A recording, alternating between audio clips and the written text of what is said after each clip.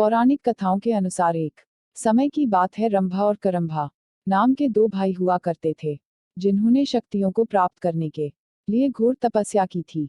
उनकी तपस्या देखकर इंद्र को अपने राज पाट छीनने का खतरा महसूस हुआ और फिर इंद्र ने कुछ देवताओं के साथ मिलकर एक भाई को मार डाला, जिसका नाम करंभा था। रंभा को जब अपने भाई करंभा के मरने की खबर मिली तो वह बहुत क्रोधित हुआ।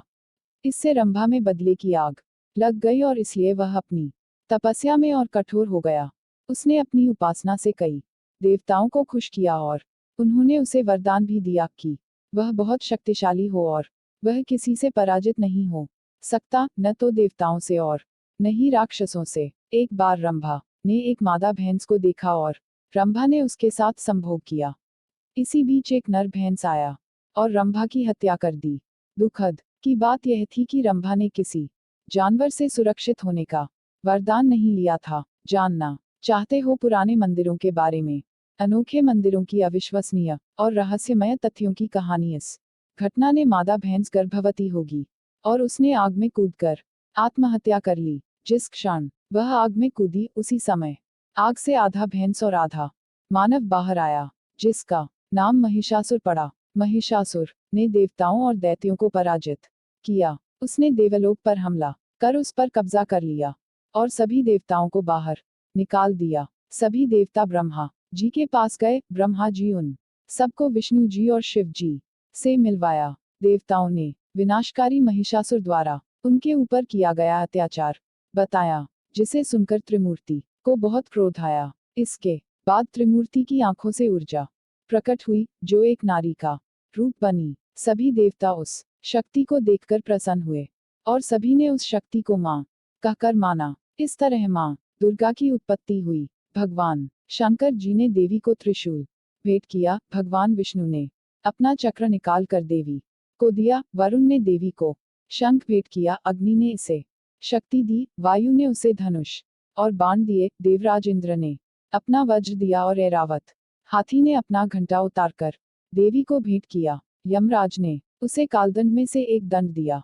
वरुण ने उसे पाश दिया। प्रजापति ने स्फटिक की माला दी और ब्रह्मा जी ने उसे कमंडलू दिया। सूर्य ने देवी के समस्त रोमों में अपनी किरणों का तेज भर दिया। इसी तरह दूसरे देवताओं ने भी माता को आभूषण और अस्त्र देकर सम्मान किया। अंत में पहाड़ों के देवता हिमालय ने उन्हें सवारी करने के लिए एक बाग दिया और उनका नाम महादेवी दुर्गा रखा गया। उनके आशीर्वाद से दुर्गा ने बाग पर चढ़ाई की और महिषासुर का विनाश करने के लिए निकल पड़ी। जब मां दुर्गा अमरावती के पास पहुंची तो उन्होंने एक शक्तिशाली गर्जना की, जिसने पहाड़ों को हिला दिया और समुद्र में विशाल लहरें पैदा की। महिषासुर ने अपने सैनिकों को यह पता लगाने के लिए कहा कि क्या हो रहा है। जब उसने सुना कि एक महिला उसे चुनौती दे रही है तो वह हंसा और उसने कहा, उससे कहो कि मैं उससे शादी करके खुश रहूंगा। जब उनके दूत प्रस्ताव लेकर देवी के पास गए तो देवी ने उत्तर दिया, अपने राजा से कहो कि मैं कोई साधारण महिला नहीं हूं जो उससे शादी करने के लिए उत्सुक हो।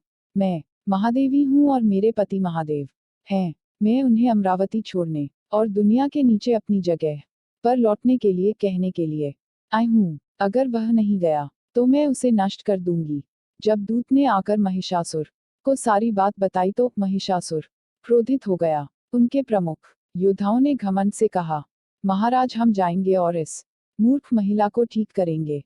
महादेवी से युद्ध करने के लिए असुर निकल पड़े। उनके विस्मय और आतंक के कारण एक के बाद एक घमंडी योद्धा समाप्त हो गए। राक्षस राजा को खबर मिली और वह और भी उग्र हो गया। काया और कमजोर वे एकमात्र महिला के साथ खड़े नहीं हो सकते थे। मैं इस मनहूस महिला को मार डालूंगा। महिषासुर ने असुरों की सेना के साथ देवी पर हमला किया, लेकिन दुर्गा ने तुरंत वापस लड़ने के लिए अपनी सांस से सैनिकों की एक विशाल टुकड़ी बनाई। महिषासुर ने उन सभी चालों को आजमाया जो वह जानता था। वह देवी को भ्रमित करने के लिए आकार बदलता रहा। एक आदमी से वह एक शेर बन गया, फिर एक हाथी, लेकिन हर बार महादेवी ने उसे अपने हथियारों से गंभीर रूप से घायल कर दिया। 9 दिनों तक युद्ध चला। अंत में देवी ने असुर को मार डाला, जिसने फिर से एक विशाल भैंस का रूप ले लिया था। देवी ने उस चक्र से वार किया जो विष्णु ने उसे दिया था। इस प्रकार उसने महिषासुर के अत्याचार से दुनिया को मुक्त कर दिया। इंद्र और अन्य देवता फिर से स्वर्ग लौट आए और सब ठीक हो गया। तब से नवरात्रों के दौरान दुर्गा की पूजा की जाती है और उन्हें महिषासुर मर्दनी कहा जाता है।